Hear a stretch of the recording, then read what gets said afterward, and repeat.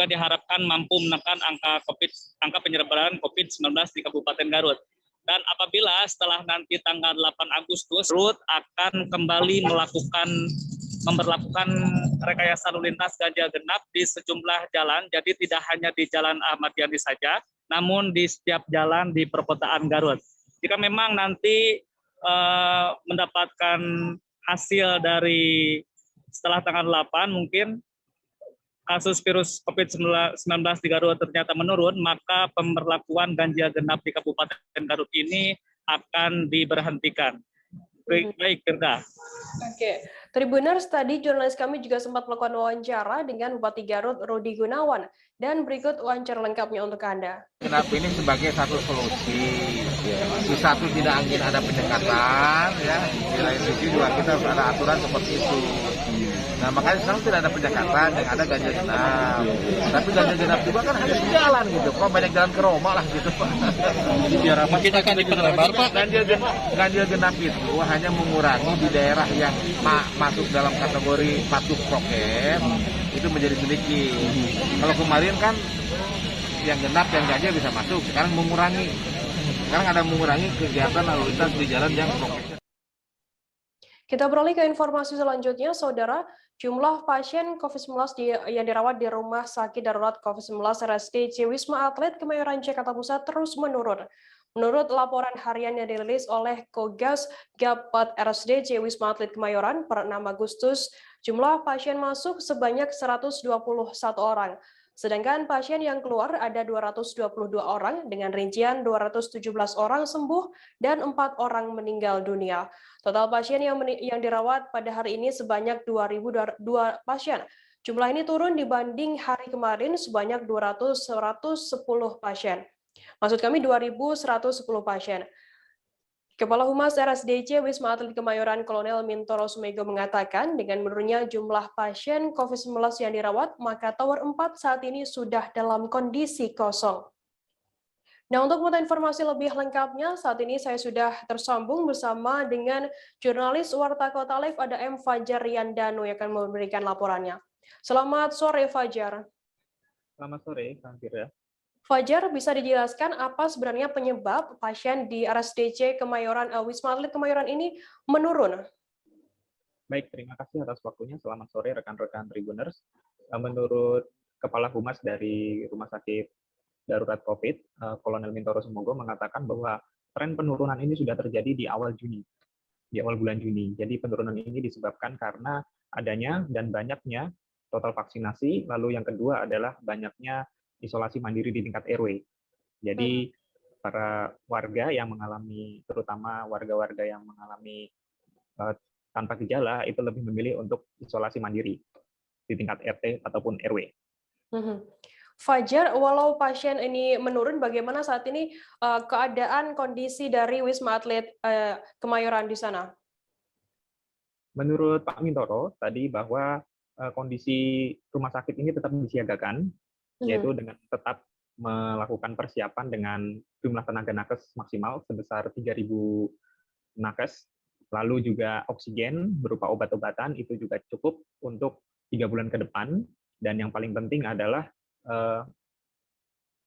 pasien-pasien yang dirawat sekarang saat ini dari 2.002 pasien tadi, itu mayoritas atau sebesar 40% adalah usia anak. Usia anak yang dimaksud Kolonel Mintoro adalah umur 1 sampai 14 tahun. Untuk jumlah pasien yang dari tiap-tiap tower saat ini ada berapa jumlahnya? Saya mendengar tadi ada informasi kalau tower 4 saat ini sudah kosong. Baik, terima kasih rekan Firda. Untuk tower 4 sendiri memang sudah kosong karena menurunnya pasien yang hadir ataupun datang ke Wisma Atlet. Untuk tower 4 0 jumlahnya, lalu untuk tower 5 ada 1.200 orang.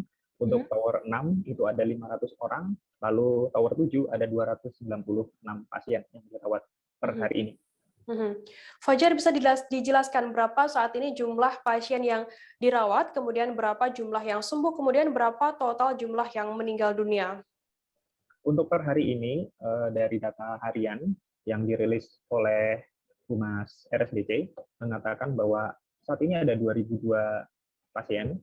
Jumlah ini berkurang sebanyak 108 pasien dari yang kemarin, Kamis tanggal 5 itu sebanyak 2.110 pasien gitu. Lalu yang keluar rumah sakit saat ini ada 222 pasien dengan rincian 217 meninggal dan 4 meninggal dunia. Lalu yang masuk saat ini ada 121 orang. Begitu rekan kita untuk hari ini. Baik, terima kasih Fajar, wartawan dari Warta Kota Live atas laporan Anda. Sehat selalu, selamat bertugas kembali. Kita beralih ke berita selanjutnya, Saudara. Sebanyak 72 warga Bronggang Suruh, Kelurahan Argomulyo, Jangkringan, Sleman, Yogyakarta terpapar virus COVID-19. Kasus ini mulai terdeteksi ketika ada pemeriksaan massal di kampung tersebut.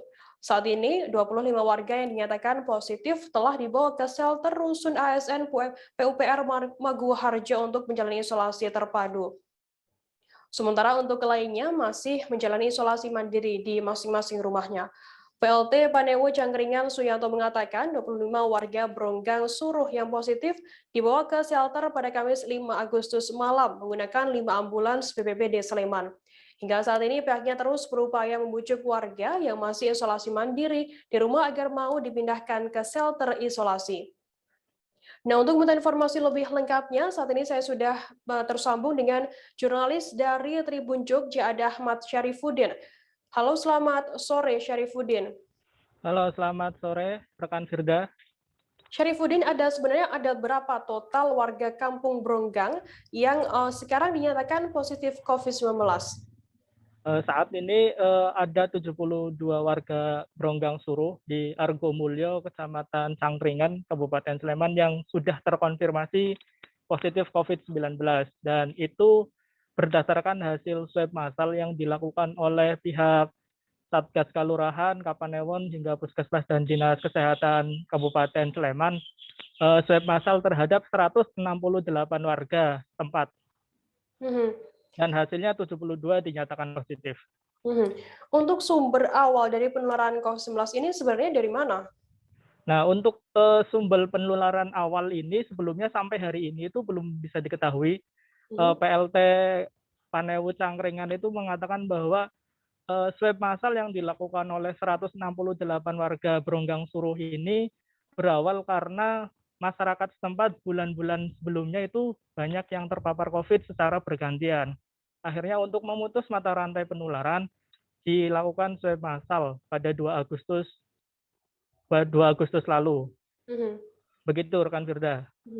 Apa yang menjadi faktor penyebab, mungkin latar belakang mengapa pemerintah setempat memindahkan warga Kampung Bronggang ini ke shelter untuk isolasi? Jadi gini, sebanyak 25 warga itu dipindahkan dari isolasi mandiri dari Kampung Bronggang Suruh menuju ke shelter yang ada di Maguwoharjo itu untuk menghindari penularan yang lebih masif, rekan Firda. Jadi untuk menghindari penularan, akhirnya warga dibujuk untuk bisa isolasi secara terpadu di shelter yang ada di Maguwoharjo. Begitu. Oke, apakah mungkin ada kendala bagi pihak terkait untuk membujuk warga yang positif ini dipindahkan ke shelter? Ya, kendala yang dihadapi tidak semua warga ternyata mau dipindahkan ke shelter terpadu, rekan Firda, karena mungkin ada beberapa faktor. Dan baru dari 72 warga yang dinyatakan positif, baru 25 sampai hari ini yang mau dipindahkan ke shelter. Artinya masih ada 47 warga lainnya yang masih menjalani isolasi mandiri. Dan hari ini pemerintah setempat maupun satuan tugas yang ada di tingkat kelurahan, Kapanewon maupun kabupaten masih mencoba untuk membujuk warga agar mau menjalani isolasi terpadu di shelter. Begitu. Oke, untuk memutus mata rantai penularan apa saja yang dilakukan oleh Satgas setempat? Yang pertama, Satgas segera melakukan swab massal ya. Terus yang kedua, kata Pak Panewo Kecamatan Cangkringan ini bahwa segera dilakukan upaya evakuasi untuk memindahkan warga dari isolasi mandiri menuju shelter. Itu yang dilakukan rekan Firda. Apabila nantinya kalau masyarakat ini yang positif ini enggan untuk dipindahkan ke shelter, apa tindakan dari Satgas COVID setempat? Jadi Satgas ini menurut informasi yang disampaikan Panewo itu bergerak secara humanis ya. Jadi mereka akan melakukan asesmen di setiap rumah ketika rumah itu memungkinkan untuk isolasi mandiri dengan pasien positif ini bergejala atau bergejala ringan bahkan tanpa gejala, maka diperbolehkan. Sementara bagi yang memiliki penyakit atau komorbid atau penyakit bawaan dan cenderung untuk berat, maka dipindahkan ke shelter maupun rumah sakit rujukan. Begitu rekan Firda. Berarti melihat kondisi dari warga yang Ya. COVID-19 seperti itu ya. Oke, baik. Terima kasih wartawan Tribun Jogja Ahmad Syarifuddin atas laporan Anda. Selamat bertugas kembali. Tribuners, seusai jeda kami akan kembali dengan informasi menarik lainnya. Tetap di Live Update. Oke, apa kabar Bang Arifki di sini untuk strateginya? Kalau saya sendiri di Jumip 37 ini yang semalam baru mulai, apa yang saya dirasakan udah Kak Fernita? Sebenarnya aku nggak ngerasa itu penangkapan atau penggerebegan atau apapun itu. Karena gini loh, posisinya aku kriteria.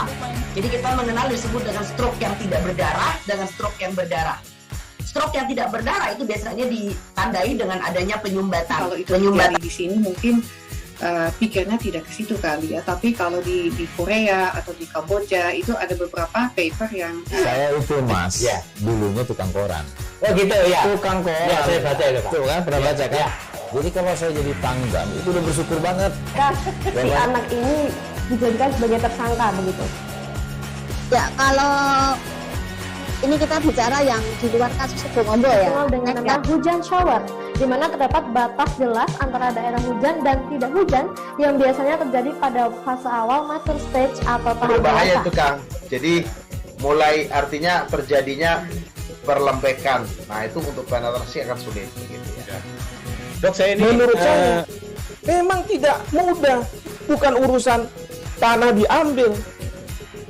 Kalau misalnya Amerika Serikat sekarang, Rasulullah mengatakan dalam sebuah hadis bahwa berpuasa di 6 hari Syawal itu. Oke, apa kabar Bang Arifki di sini untuk strateginya? Kalau saya sendiri di Jumip 37 ini yang semalam baru mulai, Apa yang saya dirasakan udah Kak Fernita? Sebenarnya aku nggak ngerasa itu penangkapan atau penggerebegan atau apapun itu. Karena gini loh, posisinya aku kriteria. Jadi kita mengenal disebut dengan stroke yang tidak berdarah dengan stroke yang berdarah. Stroke yang tidak berdarah itu biasanya ditandai dengan adanya penyumbatan. kalau itu terjadi di sini mungkin pikirnya tidak ke situ kali ya. Tapi kalau di Korea atau di Kamboja itu ada beberapa paper yang saya itu Mas, ya, dulunya tukang koran. Oh gitu ya. Tukang koran. Ya, saya baca itu Pak. Tuh kan pernah baca kan? Jadi kalau saya jadi tanggam itu udah bersyukur banget. Si anak ini dijadikan sebagai tersangka begitu. Ya, kalau ini kita bicara yang di luar kasus Sebongombo ya. Dengan nama hujan shower, di mana terdapat batas jelas antara daerah hujan dan tidak hujan yang biasanya terjadi pada fase awal mature stage atau tahap berbahaya dewasa. itu Kang. Jadi mulai artinya terjadinya perlembekan. Nah itu untuk penetrasi akan sulit begitu ya. Dok, saya ini menurut saya memang tidak mudah, bukan urusan tanah diambil. Kalau misalnya Amerika Serikat sekarang, Rasulullah mengatakan dalam sebuah hadis bahwa berpuasa di 6 hari Syawal itu. Oke, apa kabar Bang Arifki di sini untuk strateginya? Kalau saya sendiri di Jumip 37 ini yang semalam baru mulai, Apa yang saya dirasakan udah Kak Fernita? Sebenarnya aku nggak ngerasa itu penangkapan atau penggerebegan atau apapun itu. Karena gini loh, posisinya aku kriteria. Jadi kita mengenal disebut dengan stroke yang tidak berdarah dengan stroke yang berdarah. Stroke yang tidak berdarah itu biasanya ditandai dengan adanya penyumbatan. kalau itu terjadi di sini mungkin pikirnya tidak ke situ kali ya. Tapi kalau di Korea atau di Kamboja itu ada beberapa paper yang saya itu Mas, ya, dulunya tukang koran. Oh gitu ya. Tukang koran. Ya, saya baca itu Pak. Tuh kan pernah baca kan? Jadi kalau saya jadi tanggam itu udah bersyukur banget. Si anak ini dijadikan sebagai tersangka begitu. Ya, kalau ini kita bicara yang di luar kasus Sebongombo ya. Dengan nama hujan shower, di mana terdapat batas jelas antara daerah hujan dan tidak hujan yang biasanya terjadi pada fase awal mature stage atau tahap berbahaya dewasa. itu Kang. Jadi mulai artinya terjadinya perlembekan. Nah itu untuk penetrasi akan sulit begitu ya. Dok, menurut saya memang tidak mudah, bukan urusan tanah diambil. Kalau misalnya Amerika Serikat sekarang, Rasulullah mengatakan dalam sebuah hadis bahwa berpuasa di 6 hari Syawal itu. Oke, apa kabar Bang Arifki di sini untuk strateginya? Kalau saya sendiri di Jumip 37 ini yang semalam baru mulai, saya udah pas. Sebenarnya aku nggak ngerasa itu penangkapan atau penggerebegan atau apapun itu, karena gini loh, posisinya aku kriteria. Jadi kita mengenal disebut dengan stroke yang tidak berdarah dengan stroke yang berdarah. Stroke yang tidak berdarah itu biasanya ditandai dengan adanya penyumbatan. Kalau itu terjadi di sini mungkin pikirnya tidak ke situ kali ya, tapi kalau di Korea atau di Kamboja itu ada beberapa paper yang saya itu mas, ya dulunya tukang koran. Oh gitu ya, Tukang koran. Ya, saya baca itu Pak. Tuh kan pernah baca kan? Jadi kalau saya jadi tanggam itu udah bersyukur banget. Si anak ini dijadikan sebagai tersangka begitu. Ya, kalau ini kita bicara yang di luar kasus Sebongombo ya. Dengan nama hujan shower, di mana terdapat batas jelas antara daerah hujan dan tidak hujan yang biasanya terjadi pada fase awal mature stage atau tahap berbahaya dewasa. itu Kang. Jadi mulai artinya terjadinya perlembekan. Nah itu untuk penetrasi akan sulit. Gitu ya. Dok, menurut saya memang tidak mudah, bukan urusan tanah diambil. Kalau misalnya Amerika Serikat sekarang, Rasulullah mengatakan dalam sebuah hadis bahwa berpuasa di 6 hari Syawal itu. Oke, apa kabar Bang Arifki di sini untuk strateginya? Kalau saya sendiri di Jumip 37 ini yang semalam baru mulai, saya udah pas. Sebenarnya aku nggak ngerasa itu penangkapan atau penggerebegan atau apapun itu, karena gini loh, posisinya aku kriteria. Jadi kita mengenal disebut dengan stroke yang tidak berdarah dengan stroke yang berdarah. Stroke yang tidak berdarah itu biasanya ditandai dengan adanya penyumbatan. Kalau itu terjadi di sini mungkin pikirnya tidak ke situ kali ya, tapi kalau di Korea atau di Kamboja itu ada beberapa paper yang saya itu mas, ya dulunya tukang koran. Oh gitu ya, Tukang koran. Ya, saya baca itu Pak. Tuh kan pernah baca kan? Ya. Jadi kalau saya jadi tanggam itu udah bersyukur banget. Si anak ini dijadikan sebagai tersangka begitu. Ya, kalau ini kita bicara yang di luar kasus Sebongombo ya. Dengan nama hujan shower, di mana terdapat batas jelas antara daerah hujan dan tidak hujan yang biasanya terjadi pada fase awal mature stage atau tahap berbahaya dewasa. itu Kang. Jadi mulai artinya terjadinya perlembekan. Nah itu untuk penetrasi akan sulit. Gitu ya. Dok, menurut saya memang tidak mudah, bukan urusan tanah diambil. Kalau misalnya Amerika Serikat sekarang, Rasulullah mengatakan dalam sebuah hadis bahwa berpuasa di 6 hari Syawal itu. Oke, apa kabar Bang Arifki di sini untuk strateginya? Kalau saya sendiri di Jumip 37 ini yang semalam baru mulai, saya udah pas. Sebenarnya aku nggak ngerasa itu penangkapan atau penggerebegan atau apapun itu, karena gini loh, posisinya aku kriteria. Jadi kita mengenal disebut dengan stroke yang tidak berdarah dengan stroke yang berdarah. Stroke yang tidak berdarah itu biasanya ditandai dengan adanya penyumbatan. Kalau itu terjadi di sini mungkin pikirnya tidak ke situ kali ya, tapi kalau di Korea atau di Kamboja itu ada beberapa paper yang saya itu mas, ya dulunya tukang koran. Oh gitu ya, Tukang koran. Ya, saya baca itu Pak. Tuh kan pernah baca kan? Ya. Jadi kalau saya jadi tanggam itu udah bersyukur banget. Si anak ini dijadikan sebagai tersangka begitu. Ya, kalau ini kita bicara yang di luar kasus Sebongombo ya. Dengan nama hujan shower, di mana terdapat batas jelas antara daerah hujan dan tidak hujan yang biasanya terjadi pada fase awal mature stage atau tahap berbahaya dewasa. itu Kang. Jadi mulai artinya terjadinya perlembekan. Nah itu untuk penetrasi akan sulit. Gitu ya. Dok, menurut saya memang tidak mudah, bukan urusan tanah diambil.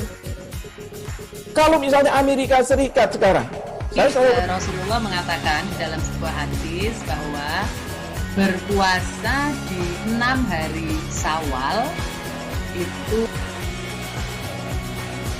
Oke, apa kabar Bang Arif di sini untuk strateginya? Kalau saya sendiri di Jumit 37 ini yang semalam baru mulai, saya udah sebenarnya aku nggak ngerasa itu penangkapan atau penggerebegan atau apapun itu. Karena gini loh, posisinya aku kriteria. Jadi kita mengenal disebut dengan stroke yang tidak berdarah dengan stroke yang berdarah. Stroke yang tidak berdarah itu biasanya ditandai dengan adanya penyumbatan. Kalau itu terjadi di sini mungkin pikirnya tidak ke situ kali ya. Tapi kalau di Korea atau di Kamboja itu ada beberapa paper yang Saya itu Mas, ya, dulunya tukang koran. Oh gitu ya. Tukang koran. Ya, saya baca itu Pak. Tuh kan, pernah baca kan? Ya. Jadi kalau saya jadi tanggam, itu udah bersyukur banget. Si anak ini dijadikan sebagai tersangka begitu. Ya, kalau ini kita bicara yang di luar kasus Situbondo ya. Dengan nama hujan shower, di mana terdapat batas jelas antara daerah hujan dan tidak hujan yang biasanya terjadi pada fase awal mature stage atau tahap Berbahaya dewasa. itu Kang. Jadi mulai artinya terjadinya perlembekan. Nah itu untuk penetrasi akan sulit. Gitu ya. Dok, saya ini Menurut saya memang tidak mudah, bukan urusan tanah diambil. Kalau misalnya Amerika Serikat sekarang, Rasulullah mengatakan dalam sebuah hadis bahwa berpuasa di 6 hari Syawal itu. Oke, apa kabar Bang Arif di sini untuk strateginya?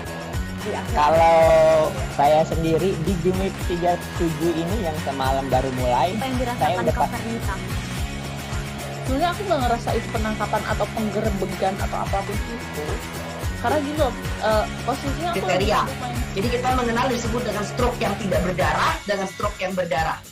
Stroke yang tidak berdarah itu biasanya ditandai dengan adanya penyumbatan. Kalau itu terjadi di sini mungkin pikirnya tidak ke situ kali ya. Tapi kalau di Korea atau di Kamboja itu ada beberapa paper yang Saya itu Mas, ya, dulunya tukang koran. Oh gitu ya. Tukang koran. Ya, saya baca itu Pak. Tuh kan, pernah baca kan? Ya. Jadi kalau saya jadi tanggam, itu udah bersyukur banget.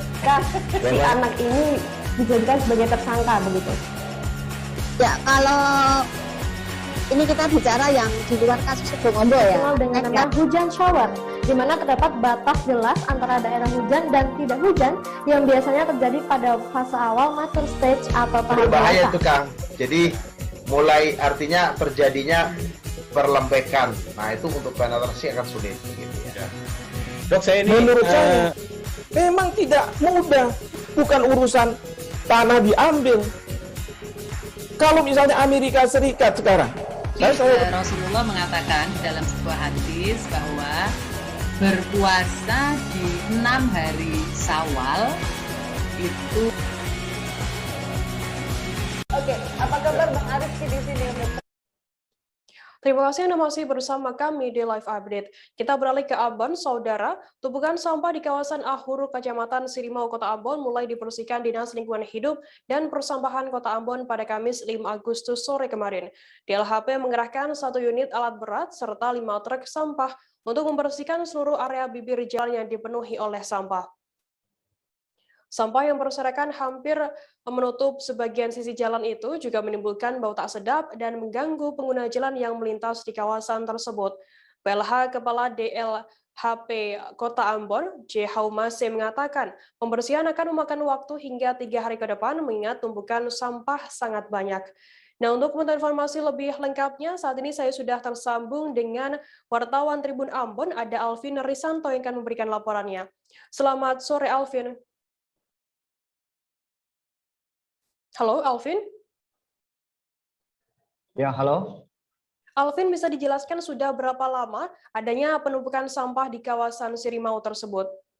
Ya, Firda, Tribuners, penumpukan sampah di kawasan Ahuru Arbes, Kecamatan Sirimau, Kota Ambon ini sudah terjadi selama 6 bulan terakhir di tahun 2021 ini.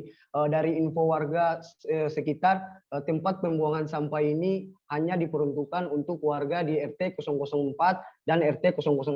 Hanya saja warga dari kawasan lain, yakni dari kawasan Stain, kawasan Kebun Cengke, dan kawasan Air Kuning juga turut membuang sampah di kawasan tersebut, sehingga membuat volume sampah di kawasan tersebut itu semakin tinggi dan semakin meningkat.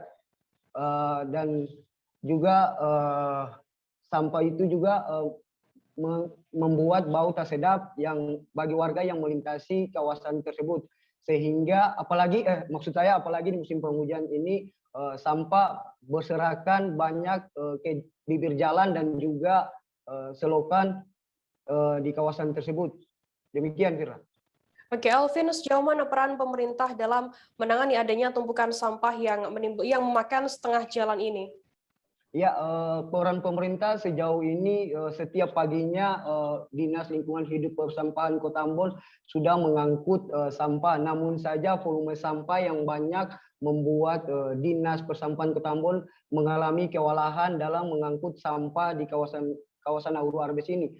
Dikarenakan Dinas Lingkungan Hidup Persampahan Kota Ambon hanya menerjunkan satu armada yang mengangkut sampah di kawasan Auru Arbes ini, membuat sampah semakin menumpuk. Jadi waktu pemberitaan Tribun Ambon beberapa waktu lalu membuat Kepala Dinas Lingkungan Hidup Persampahan Kota Ambon berinisiatif untuk mengangkat dengan menerjunkan alat berat seperti ekskavator dan 5 truk sampah mulai diangkat sejak dari Kamis sore kemarin.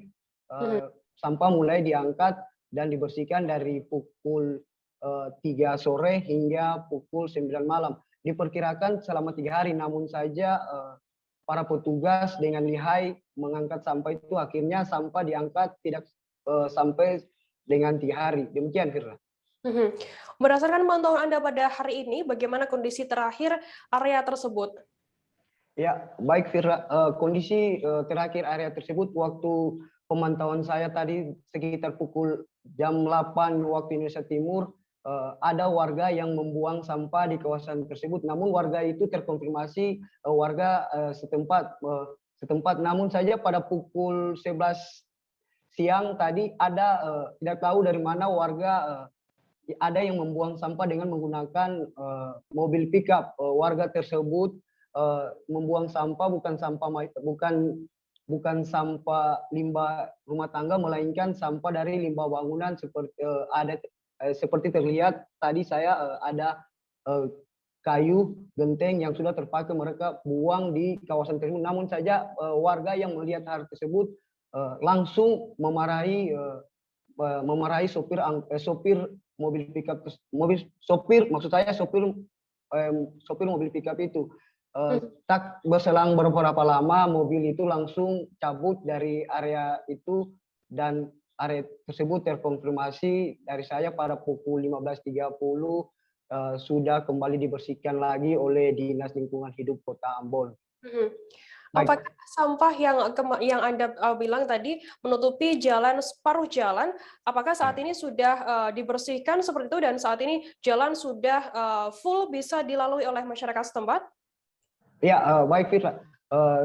Waktu saya pantauan tadi, sampah sudah bersih, masyarakat sudah bisa melewati area tersebut dengan tidak khawatir lagi karena sampah sudah tidak ada lagi di area tersebut. Dan direncanakan oleh Kepala Dinas Lingkungan Hidup Persampahan Kota Ambon akan memagari area kawasan agar masyarakat tidak membuang sampah lagi di kawasan tersebut. Namun saja terkendala dari para pemilik lahan yang tidak mau kawasan tersebut untuk dipagari. Itu yang menjadi kendala pemerintah saat ini. Baik, Firda. Alvin, bisa dijelaskan apakah memang kawasan Ahur ini sebagai tempat pembuangan akhir atau memang sebelumnya adalah kawasan apa? Ya, baik, Firda. Kawasan Ahur Arbes ini sebenarnya itu tempat diperuntukkan sampah buat masyarakat yang mendiami area sekitar. Namun saja ada warga yang membuang sampah dari kawasan lain, membuang sampah situ yang menjadikan penumpukan sampah terjadi di kawasan tersebut semakin hari semakin banyak. Demikian. Oke, baik, Tribuners. Tadi jurnalis kami juga sempat melakukan wawancara dengan Camat Sirimau, M. Aulia Walilulu, dan juga Kadis DLH Kota Ambon, AJ Haumase, dan berikut liputannya untuk Anda. Ya, kami menyarankan kepada masyarakat untuk tidak membuang sampah di sini, karena kalaupun memang membuang sampah di sini sangat mengganggu sekali jalur transportasi untuk masyarakat di sekitar wilayah ini. Jadi kami mengharapkan masyarakat untuk kesadarannya membuang sampah yang sudah ditentukan. Ya, pada tempat-tempat sampah yang sudah ditentukan oleh pemerintah. Pak, untuk sampah ini direncanakan berapa hari untuk diangkut, Pak? Ya, kalau lihat dari volume yang ada ini kita perkirakan bisa 3 hari, tapi kalau bisa lebih cepat, kalau 2 hari bisa tertangani ya kita selesaikan 2 hari. 2 hari. Iya. Untuk ini sendiri gimana tanggapan masyarakat untuk mau dibuat ini? Iya, ini kan tanah ini nih punya lahan pribadi, pemiliknya ada. Nah, kami sudah pendekatan melalui camat dengan pejabat negeri untuk ketemu dengan pemilik, tapi ya pemilik juga tidak memberikan kesempatan untuk kita menutupi area ini karena ini lahan pribadi ya. Kita akan tetap membersihkan saja di sini. Terus rencana memang kita pagari itu kemarin. Ingin memberikan efek jera bagi oknum nakal yang suka membuang sampah sembarangan, Kelurahan Padang Sambian adakan terobosan sayembara yang ditulis di spanduk. Spanduk tersebut bertuliskan dicari pembuang sampah di tempat ini. Bagi yang menemukan pelaku silakan menghubungi kantor Lurah Padang Sambian berhadiah uang tunai. Spanduk sayembara tersebut dipasang di Simpang 3 Padang Sambian dekat traffic light di Jalan Gunung Sahyang. PT PLT Lurah Padang Sambian, Luh Sri Uma Saraswati mengatakan pemasangan spanduk tersebut bermula dari Perwali Denpasar. Ia mengatakan di awal transisi penghentian pengangkutan sampah oleh DLHK dan dilaksanakan oleh Swakeloka, ia mengakui banyak menemukan kendala. Banyak masyarakat yang tidak mau bergabung menjadi anggota Swakeloka. Hal itu dikarenakan sebelumnya merasa dilayani angkutan sampahnya, namun saat ini harus mengeluarkan uang untuk melakukan pembayaran sampah. Nah, untuk informasi lebih lengkapnya, saat ini saya sudah tersambung dengan jurnalis Tribun Bali, ada Wahyuni Sari yang akan memberikan laporannya. Selamat sore, Sari. Ya, selamat sore, Firda. Sari, bisa dijelaskan apa alasan Kelurahan Padang Sambian ini membuat sayembara di spanduk tersebut? Iya, jadi awalnya sebelum pihak Kelurahan Padang Sambian membuat spanduk tersebut, banyak ditemukan sampah-sampah yang menumpuk di areal traffic light di Simpang 3 Padang Sambian tersebut. Bahkan sampah-sampah tersebut diikat langsung di traffic light tersebut dan kesannya menimbulkan lingkungan menjadi sangat kotor gitu, dan itu sudah terjadi berulang kali. Jadi atas dasar tersebut Lurah Padang Sambian pun melakukan sebuah gagasan, yakni membuat spanduk yang berisikan sayembara bagi siapa yang bisa menemukan pelaku atau menangkap pelaku ketika sedang membuang sampah di traffic light, maka akan diberikan imbalan berupa uang tunai tersebut. Nah, jadi pemasangan spanduk tersebut sudah dilakukan sejak bulan Februari lalu, Firda. Upaya apa saja yang dilakukan selain memasang spanduk untuk mencegah membuang sampah sembarangan di lokasi tersebut? Iya, selain melakukan pemasangan spanduk, pihak kelurahan juga melakukan patroli, yakni mengaktifkan kembali satgas-satgasnya untuk melakukan patroli mulai dari jam 10 malam hingga jam 12 malam, lalu dilanjutkan pada pukul 3 petang hingga 6 pagi. Nah, patroli itu dilakukan di tempat-tempat atau di titik-titik rawan, di mana biasanya ditemukan tumpukan-tumpukan sampah dari entah itu dari masyarakat luar Padang Sambian atau yang berasal dari dalam Padang, atau masyarakat yang berasal dari dalam. Jadi pihak kelurahan sendiri tidak mengetahui siapa yang membuang sampah ke tempat itu. Hanya saja pihaknya sudah memastikan pedagang-pedagang yang ada di samping-samping traffic light tersebut, apakah ada membuang sampah di sana. Setelah dicek, ternyata para pedagang sudah menjadi anggota swakelola, jadi tidak mungkin mereka yang membuang sampah. Begitu, Firda.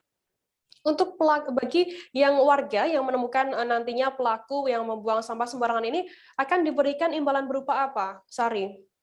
Iya, nantinya bagi warga yang berhasil menemukan pelaku pembuangan sampah ini akan diberikan uang tunai sebesar Rp200.000 dari pihak kelurahan sendiri. Untuk pelakunya sendiri nantinya akan ditindak dengan diberikan sanksi, yaitu akan disuruh untuk membuang sampah di tempatnya, lalu membuat surat pernyataan. Lalu jika masih melakukan hal tersebut, akan ditindak lebih tegas lagi. Oke, baik. Terima kasih wartawan Tribun Bali Wahyuni Sari atas laporan Anda. Selamat bertugas kembali.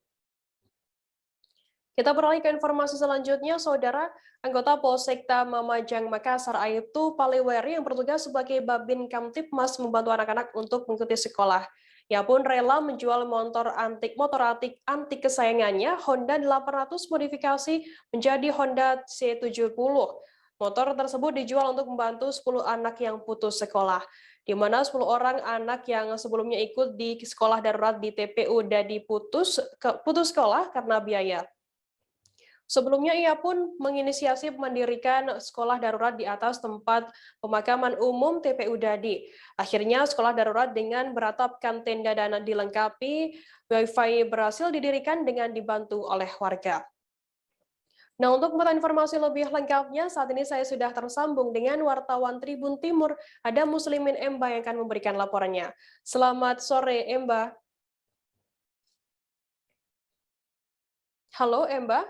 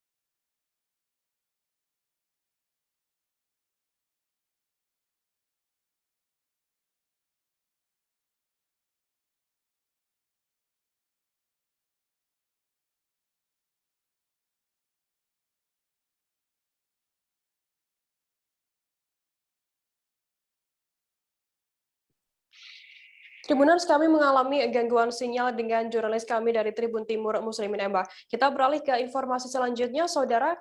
Kejari Kota Pasuruan didampingi pemerintah Kota Pasuruan mulai membagikan bantuan beras untuk para pelaku usaha yang terdampak PPKM. Secara simbolis, bantuan dibagikan di kantor Kelurahan Bugulor pada Jumat 6 Agustus hari ini maksud kami. Secara serentak, bantuan dibagikan di setiap kelurahan. Kepala Kejari Kota Pasuruan Mariadi, Idam Halid mengatakan, ini adalah wujud tanggung jawab negara dalam melindungi seluruh warganya.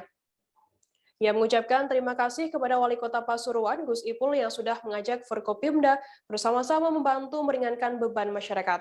Nah, untuk mengetahui informasi lebih lengkapnya, saat ini saya sudah tersambung dengan jurnalis dari surya.co.id, ada Galih Lintartika yang akan memberikan laporannya. Selamat sore, Galih. Selamat sore, Firda. Galih, bisa dijelaskan bagaimana tadi pelaksanaan pembagian bantuan beras yang dilakukan di Pasuruan pada hari ini?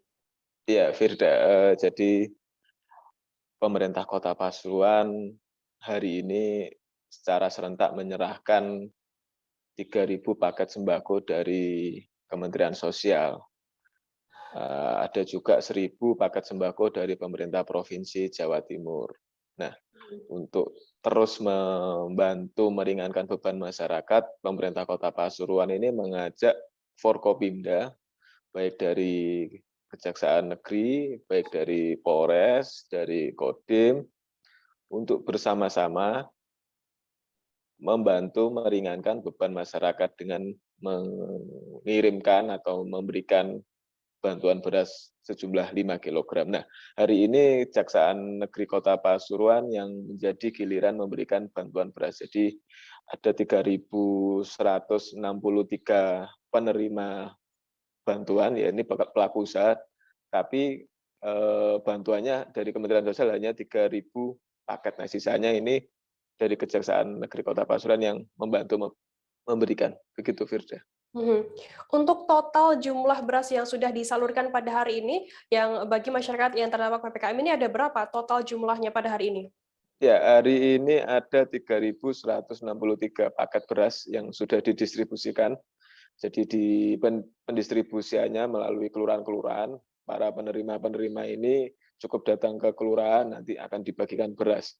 Untuk tahap selanjutnya akan ada 1.000 paket sembako dari pemerintah Provinsi Jawa Timur yang akan juga dibagikan dari pemerintah kota sendiri dan dari Polres, dari Dandim, dan jajaran-jajaran lain di Kota Pasuruan. Begitu. Apakah berarti ini warga yang menerima beras ini sudah terdata seperti itu? Ya, jadi kecenderungan pemberian bantuan beras yang dilakukan hari ini adalah diberikan kepada orang-orang atau pihak-pihak yang selama ini belum mendapatkan bantuan. Jadi pelaku-pelaku usaha yang mungkin selama ini tidak tercover di bantuan-bantuan sebelumnya, itu akhirnya mendapatkan bantuan hari ini. Prinsipnya adalah bantuan ini melengkapi bantuan yang sudah ada, yang sudah diberikan sebelumnya oleh pemerintah. Jadi Gus Ipul ini mengajak Forkopimda untuk sama-sama membantu melengkapi bantuan yang ada. Artinya ada ruang-ruang kosong yang mungkin selama ini belum mendapatkan jatah bantuan. Sehingga itulah yang dilakukan oleh pemerintah Kota Pasuruan. Pemerintah Kota Pasuruan ibaratnya adalah patungan atau urunan, ya. Urunan untuk mengumpulkan bantuan yang dibagikan kepada masyarakat yang selama ini belum mendapatkan bantuan. Begitu, Firda. Respon dari warga yang hari ini mendapatkan bantuan beras, seperti apa respon mereka? Ya, respon masyarakat sendiri mayoritas sangat bahagia, ya, sangat lega karena ada yang pihak-pihak yang memperhatikan. Jadi ada beberapa pelaku usaha yang selama ini tidak mendapatkan jatah bantuan karena mungkin datanya tidak tercover atau mungkin paket bantuan yang diberikan oleh Kementerian Pusat atau pemerintah provinsi ini belum bisa mengcover. Nah, ini adalah tanggung jawab bersama yang seperti yang disampaikan tadi, tanggung jawab negara adalah melindungi rakyatnya.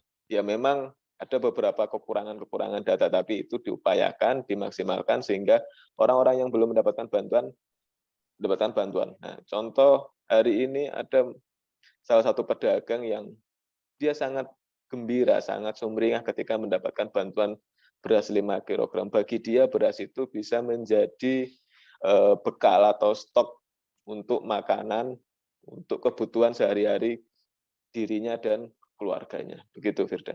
Oke, baik. Tribuners, tadi jurnalis kami juga sempat melakukan wawancara dengan Wali Kota Pasuruan, ada Saifullah Yusuf, dan juga Kejari Kota Pasuruan Mariadi Idam Halid. Berikut, dan juga ada lagi dari penerima bantuan beras bernama Yuyun. Berikut liputan lengkapnya untuk Anda. Tadi kan sudah mengajak dari Kejaksaan dan ya, ini kolaborasi, ya. Jadi kerjasama sinergi Forkopimda, ada Pemkot, pemerintah kota, ada Pak Kodim, Pak Dandim, Pak Kodim ya dengan jajaran Kodim, Pak Dandim dan jajaran Kodim, Pak Kapolres dengan jajaran Polres Kota Pasuruan, ada Ketua Pengadilan beserta jajaran juga, ada Danyon Sipur, ada dan Subdenpom, juga lengkap di sini semua bersama-sama untuk saling berbagi. Alhamdulillah. Jadi ini semacam urunan untuk melengkapi sumbangan yang telah diberikan sebelumnya. Jadi ini urunan untuk melengkapi, ya.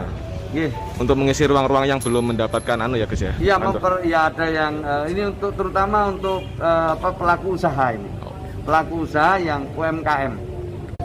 Ya seperti yang saya sampaikan tadi bahwa memang menjadi kewajiban pemerintah ya atau negara sebenarnya ya. Kalau kita berbicara secara luas, memang kewajiban negara itu untuk melindungi seluruh tumpah darah, memajukan kesejahteraan umum ya dan lain-lain yang disebutkan di dalam Mukadimah Undang-Undang Dasar Nah inilah wujudnya dengan prakarsa, dengan gagasan Bapak Wali Kota ya sebagai bentuk kewajiban moral ya, karena kebetulan beliau yang memimpin Kota Pasuruan pada saat ini, kemudian mengajak kami teman-teman Forkopimda untuk bersama-sama yang membantu meringankan beban yang dirasakan oleh masyarakat dalam menghadapi bantuan ya.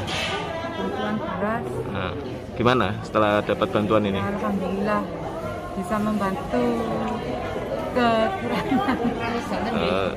Ibu usaha apa Ibu? Jualan topi, sabuk, kaos kaki. Selama pandemi ini gimana jualannya? Ya gitu Mas. Kadang dapat, kadang nggak dapat. Anggota Polsekta Lumajang Makassar Aibtu Paleweri yang bertugas sebagai Babin Kamtibmas membantu anak-anak untuk mengikuti sekolah. Ia pun rela menjual motor antik kesayangannya, Honda 800 modifikasi menjadi Honda C70. Motor tersebut dijual untuk membantu 10 anak yang putus sekolah, di mana 10 orang anak yang sebelumnya ikut di sekolah darurat di TPU Dadi putus sekolah karena biaya. Sebelumnya ia pun menginisiasi mendirikan sekolah darurat di atas TPU Dadi. Akhirnya sekolah darurat dengan beratapkan tenda dan dilengkapi wifi berhasil didirikan dengan dibantu oleh warga sekitar. Nah, untuk mengetahui informasi lebih lengkapnya, saat ini saya sudah tersambung dengan jurnalis Tribun Timur, ada Muslimin Emba yang akan memberikan laporannya. Selamat sore, Emba. Ya, Firda, selamat sore dan Tribuners. Mbak bisa dijelaskan seperti apa sebenarnya cerita dari Babin Kamtibmas Kelurahan Maricaya Selatan tersebut hingga rela menjual motor untuk anak-anak yang putus sekolah? Ya, baik Firda dan Tribuners, dapat kami jelaskan bahwa Aibtu Paleweri ini adalah Babin Kamtibmas di Kelurahan Maricaya Selatan, tepatnya di Kecamatan Mamajang, Kota Makassar. Jadi keseharian dari Babin Kamtibmas Pak Aibtu Paleweri ini itu kerap menyambangi warganya, bermain dengan anak-anak, terus menggalang kekompakan dengan anak-anak utamanya yang mengalami gangguan soal pendidikan akibat pandemi COVID-19 ini. Jadi untuk warga di Kelurahan Maricaya Selatan, sosok Aibtu Paleweri ini bukanlah sosok yang asing lagi. Terbukti saat saya kemarin sempat mengikuti perjalanannya menyusuri beberapa gang yang ada di kelurahan tersebut, warga khususnya anak-anak itu banyak yang berdiri di pinggir jalan begitu untuk menyapa kehadiran dari Pak Aibtu Paleweri ini. Untuk kisahnya sendiri sampai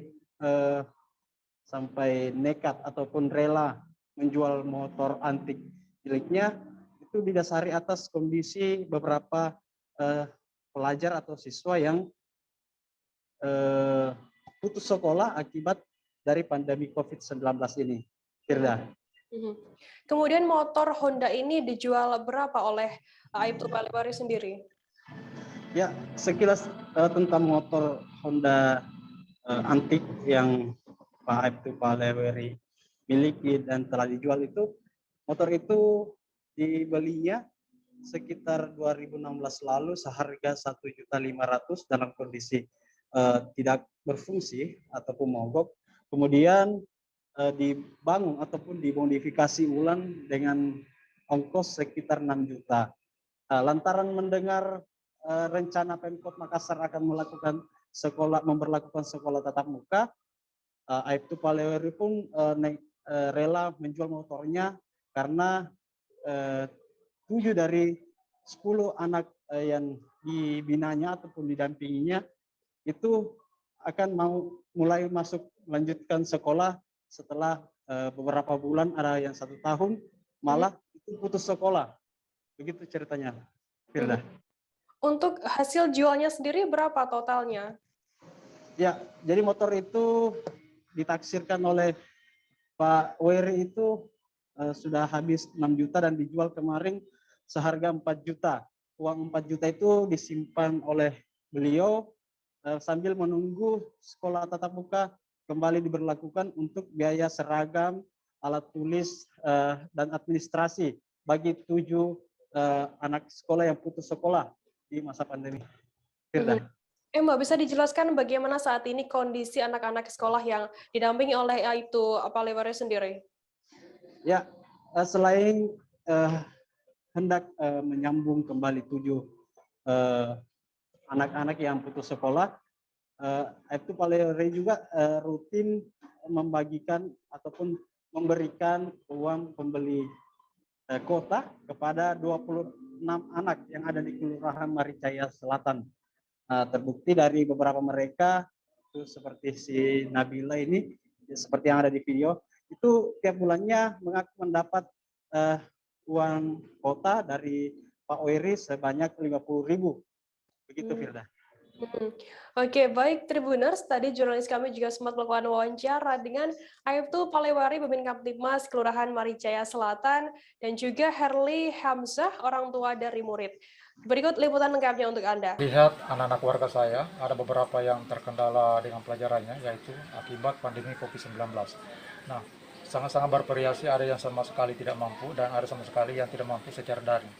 Jadi kami dari Babin Kamtibmas membantu dengan beberapa tipe, yaitu ada kami bantu secara daring, uang dana daring per bulan, dan yang lainnya itu yang sama sekali tidak bisa sekolah kami bantu secara penuh. Dan adapun cara kami untuk membantu mereka yaitu kami sisihkan gaji untuk per bulannya, dan selanjutnya saya mempunyai motor yaitu Honda C70, dan sekitar 2 bulan yang lalu saya sudah jual untuk persiapan anak-anak ini untuk sekolah secara tatap muka. Dan selain itu, anak-anak yang sekolah ini kami bantu secara bervariasi, yaitu sudah 26 kami sudah cover pakaian seragamnya, dan yang lainnya juga ada sekitar 10 anak-anak di sini yang putus sekolah, dan itu kami upayakan untuk sekolah ke depannya sehingga kedepannya menjadi orang yang baik. Putus sekolah? 2 tahun yang lalu. Itu dikarenakan apa itu, Bu? Ya, biasa kendala macam-macam, ya, ekonomi salah satunya. Kalau boleh tahu, Bu, Ibu kerja apa ini, Bu? Ibu rumah tangga. Ibu rumah tangga, ya. Terus minta maaf, kalau ayahnya sendiri kemana, Bu? Udah lama sama ya, pisah. Oh, pisah sama. Nah, semenjak itu Lani juga sudah putus sekolah atau bagaimana? Iya. Terus ini kan informasinya dimasukkan lagi sekolah sama Binmas ini seperti apa? Bisa diceritakan, Bu? Sudah ada pendekatan dari Pak Binmas, sekolah balik baru dia mau. Karena memang Pak Imas di sini rangkul anak-anak memang yang putus-putus sekolah, memang dekat sama anak-anak.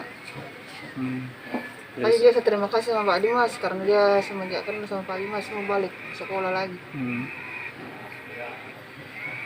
Jadi sejauh ini gimana sekolahnya, Bu? Lancar? Alhamdulillah lancar. Sebanyak 3 orang pendaki di Gunung Ungaran yang berasal dari Kota Salatiga dan Kabupaten Semarang dilaporkan hilang Kamis 5 Agustus 2021 dini hari. Para pendaki yang hilang itu semula mendaki Gunung Ungaran menuju ke Sendang, Suraloyo melalui Dusun Ngagelik, Desa Nyatnono, Kecamatan Ungaran Barat. Dari informasi yang dihimpun, rombongan dengan tujuan Sendang Suraloyo tersebut semula berjumlah 6 orang. Namun setelah sampai tujuan, 3 orang lainnya sudah turun dan saat ini ada di rumah. Para pendaki yang masih hilang itu adalah Roni 38 tahun, Seto 50 tahun, dan seorang perempuan bernama Mindianah 37 tahun. Mereka diduga tersesat dan sekarang petugas gabungan hingga saat ini masih melakukan pencarian. Nah, untuk mengetahui informasi lebih lengkapnya, sudah tersambung bersama saya, wartawan dari Tribun Jateng ada M. Nafiul Haris yang akan memberikan laporannya. Selamat sore, Nafiul. Selamat sore, rekan Firda. Nafiul, bisa dijelaskan bagaimana kronologi lengkapnya pendaki ini hilang di Gunung Ungaran? Baik, rekan Firda dan Tribuners. 3 orang pendaki di Gunung Ungaran Kabupaten Semarang dilaporkan hilang pada Kamis malam sekitar pukul 21.00. Mereka saat ini masih dalam pencarian tim gabungan baik dari Basarnas Jawa Tengah maupun BPBD Kabupaten Semarang. Untuk kronologi sendiri, diduga mereka berjumlah 6 orang, namun dari informasi yang dihimpun di lapangan, 6 orang tersebut, 3 orang diantaranya berasal dari Kabupaten Semarang dan 3 orang lain berasal dari Kota Salatiga. Masing-masing kelompok ini tidak saling kenal dan mereka bertemu di lokasi Sendang Suroloyo. Saat dilaporkan hilang, sempat terjadi kontak antara dua kelompok ini atau dua rombongan, namun satu rombongan yang terdiri dari Roni, Seto, dan Mindiana ini kemudian dilaporkan tersesat atau hilang oleh tim atau kelompok pertama, yakni Dani 33 tahun, kemudian Selamet 50 tahun, dan Nur 20 tahun yang merupakan warga Kota Salatiga dan telah lebih turun di Kabupaten Semarang. Begitu, Firda. Nah, Phil, bisa dijelaskan apa sebenarnya tujuan para pendaki ini menuju ke Sendang Suroloyo? Baik rekan Firda dan Tribunus, para pendaki ini yang berjumlah kurang lebih 6 orang, mereka naik ke puncak atau ke Sendang Suroloyo di wilayah puncak Gunung Ungaran Kabupaten Semarang untuk mencari bunga, dan konon di daerah tersebut karena diyakini memiliki nilai sejarah yang tinggi, kemudian mereka juga melakukan ziarah. Namun dalam prosesnya mereka di antara dua rombongan ini tersesat dan dugaan sementara satu kelompok yang tidak sampai detik ini belum ditemukan oleh tim gabungan diduga kekurangan alat karena kondisi juga sudah malam sehingga mereka kesulitan mencari jalan untuk turun kembali ke desa terdekat. Novil, bisa dijelaskan bagaimana kondisi pendaki yang selamat ini, tiga pendaki yang selamat ini? Baik rekan Firda, 3 pendaki yang selamat antara lain Dani 33 tahun, kemudian Selamet 50 tahun, dan Nur 20 tahun. 3 orang yang dikabarkan hilang ini tadi di awal sempat saya sampaikan pernah bertemu dengan rombongan yang pertama, yakni Dani, Selamet, dan kemudian Nur. Keadaan mereka sampai saat ini sehat dan sudah difungsikan di rumah warga pada pagi hari tadi dan sampai saat ini sudah kembali ke rumah masing-masing di Kota Salatiga. Dan saat ini tim gabungan juga masih terus melakukan pencarian terhadap 3 orang yang dilaporkan hilang dan belum diketemukan. Oke, berapa relawan yang dilibatkan dalam pencarian 3 orang yang hilang tersebut? Sampai sore ini ada kurang lebih 50 relawan, baik dari Basarnas Jawa Tengah, kemudian BPBD Kabupaten Semarang yang melakukan pencarian terhadap 3 orang yang hilang tersebut. Selain bertugas mencari, mereka saat ini juga mulai menyisir sejumlah titik pendakian yang dinilai menjadi lokasi-lokasi jika dikhawatirkan ada misalnya jurang ataupun korban ini terjatuh dari lokasi titik awal di Sendang Suroloyo. Sampai saat ini juga BPBD Kabupaten Semarang juga mendirikan dapur umum untuk memenuhi kebutuhan logistik para relawan dan juga tim SAR yang ada. Dan sampai petang ini seluruh relawan yang berjumlah kurang lebih 50 orang tersebut sudah ditarik kembali ke pos 1 di kompleks pegunungan Gunung Ungaran Kabupaten Semarang untuk pencarian selanjutnya akan dilakukan pada esok hari karena pada malam hari ini dianggap kurang mendukung dalam proses pencarian para korban. Oke, baik. Tribuners, tadi jurnalis kami juga sempat melakukan wawancara dengan Ketua Tim Pencarian Basarnas Jawa Tengah, Agus Purnomo, dan berikut liputan lengkapnya untuk Anda. Pak, agak maju, Pak. Pak. Terus yang 3 orang tersisa, 2 orang ini mengejar karena jarak antara 3 yang tersesat ini dengan 2 survival yang selamat itu sekitar 50 meter di depan. Nah, 2 ini mengejar tapi cuman nggak ketemu. Dan mereka yang 2 ini turun lewat jalur Semirang. Tribuners, informasi tadi sekaligus menutup perjumpaan kita dalam live update hari ini.